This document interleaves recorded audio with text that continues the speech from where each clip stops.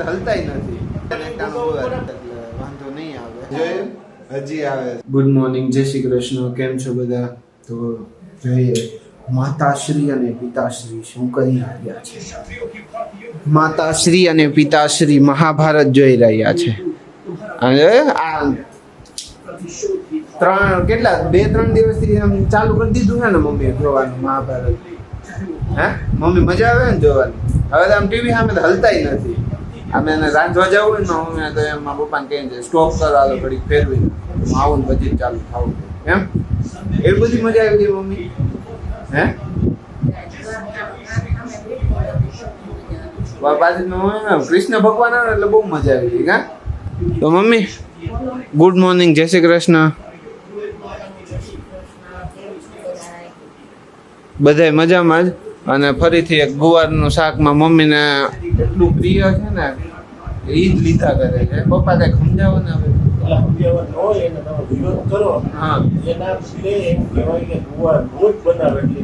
પછી ગુવારનું નહીં બનાવે એટલે ઓલા છોકરાને કેમ ઊંધું કઈ રીતે કરવાનું.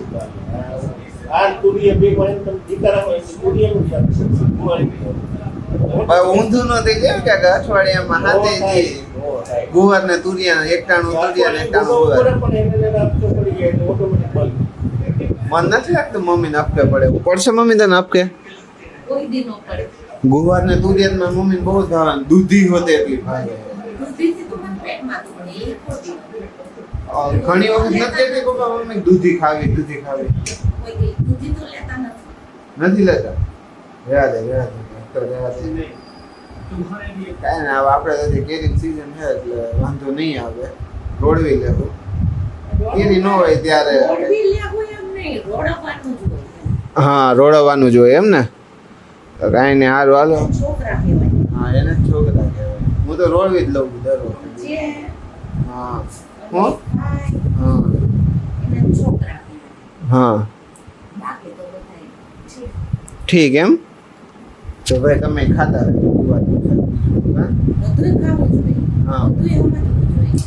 હા બધી પરિસ્થિતિ પછી આગળ બોલો તો જ જીવે એમ. તો જો ભાઈ અમારે છે ને અહીંયા રૂંઢાનો ચા બનવા માંડ્યો છે. જેને પીવો હોય ને આવી જાવ. થોડોક જ બનાવે એમાં ગોપાપુર. મારા મમ્મીને હવે ધીમે ધીમે છોડતા જાય છે. હું કેવું મમ્મી તમારું છોડવા માંડ્યા ને ચા? અને હું તમને બતાવું હમણાં. આ જોવો પહેલા મમ્મીને મોઢું જોવો હોય ને વાળ જોવો. આ છે ને કેરી અને ભાત. આ ખાધા પછીનું જે ઓલું ઘેન ચડ્યું હોય ને એમને કોઈ પણ માણસને કેરીનો રસ અને ભાત ખાધા પછીનો ઘેન ચડે ને એટલે માણસ હે ઈ ઘેન આવવું હોય એમ. આવું ઘેન ચડે જોઈ લ્યો તમે. એટલે તમારે છે ને નીંદર ન આવે ત્યારે ને કેરીનો રસ ને ભાત ને એવું બધું ખાઈ લેવાનું. એટલે જો પછી તમને જે નીંદર આવે ઓહો. કેમ મમ્મી? હે હજી આવે જોયું? હજી આવે છે જો. હું કયો? હા જો મસ્ત પાકી ગઈ છે કેરી જે આપણે લઈ આવ્યા હતા ને અહીંયાથી. કેવું હતું નામ ભૂલાઈ ગયું. વિડીયો જોઈ લેજો એમાં છે બતાવ્યું છે. હા કેરી સારી છે. હું કેવું મમ્મી તમારું? હા અને ખબર નહીં રાજાપુરીનો રસ મને નથી ભાવતો નહીં. રાજાપુરીનો રસ અમે એટલો ખાધો હોય આ વખતે. કેમ હકીકત ખોટું નથી કહેતો નથી ખાધો મમ્મી? હે બહુ સારું બને છે. રાજાપુરીમાં સ્મેલ નથી આવતી. મોટી વાત તો એ એટલે ભાવે. હા પાકવામાં વાર લાગે પણ આખી કેરી એક આયરે પાકે. ઓરિજિનલ કેસર કઈ ને આપણે ધરમપુરની છે ને ધરમપુરની જે અંદરથી ઓરિજિનલ કેસરી કલર જ નીકળે. શું કે હા એટલે હશે ત્યાંથી લાવતા હશે તો ત્યાંનું કહેતા હોય ને કેમ કે કેરી સારી બોક્સ તાલાળા કીધનું છે ખાલી. તો જો ભાઈ અહીંયા છે ને ફ્રૂટી બનાવી નાખી મારી મમ્મીએ જોઈ લ્યો. એક નંબર ફ્રૂટી બની છે મમ્મી કાંઈ ન ઘટે. મારી મમ્મી હવે પહેલી વખત કેરી લાવ્યા ને તે દુના કે ફ્રૂટી બનાવવાનું આજ બનાવી જોઈ લ્યો. આ ફ્રૂટી નથી હગી. આ તો ઈ મને ખબર છે પણ હું તમને ઇનડાયરેક્ટલી એમ કહું છું કે હવે તમે ફ્રૂટી બનાવો એમ. હે માણસ પહેલી વખત કેરી લાવ્યા ત્યારથી કે છે હવે અત્યારે બની જવી જોઈએ કે નહીં? હે એને બસ જો આથાણા ને એક મજા આવે ને બધાને ભાવે એટલે એ એક બનાવવાનું, પણ ફ્રૂટી નહીં કરવાની. કા ફ્રૂટી બની જાય.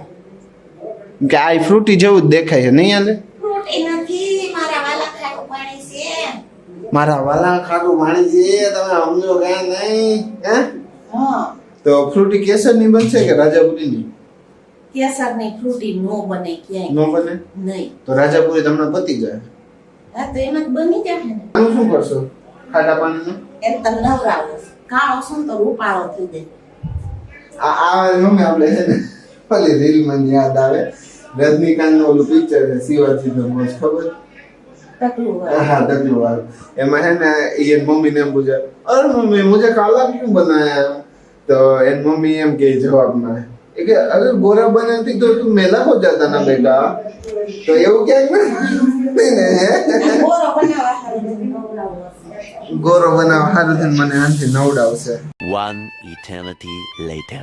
તો ભાઈ જો અહીંયા અત્યારે જમવામાં છે ને શાક શેનું છે એ તો નથી ખબર, પણ સંભારો એક દેખાય છે ગુંદાનો. મમ્મી તો આ વખતે કેમ તમે, મેં જોયું હતું બપોર, તમે બપોરે નહીં પણ બપોર પછી ગુંદા પલાળીને કર્યું આ વખતે ખાટા પાણીમાં, ઈ તો અથાણાના હતા. એવું છે? હવે મને એમ લાગ્યું કે આ વખતે તમે ગુંદા ખાટા પાણી પલાળીને કેમ સંભારો કર્યો? એ અથાણાના હતા. હા, મારી ભૂલ હતી. જો લ્યો મસ્ત દેખાય છે એકદમ, અને સુગંધ પણ બહુ મસ્ત આવે છે. એમાં જે મમ્મી ઉપરથી મેથી નાખી હતી ને ખાંડેલી, કાચી મેથી ની મમ્મી શેકેલી, સુગંધ મસ્ત આવતી હતી એની. શેકેલી હતી ને, તો આમાં એટલે તમે આને ફોડીને સીધા નાખી દીધા હતા? નહીં. તો આ સાઈઝમાં નખાય, ખાટા પાણીમાં નખાય, અને ફોડીને સીધા કરે. લીંબુ નાખે, ફોડીને સીધા કરવા.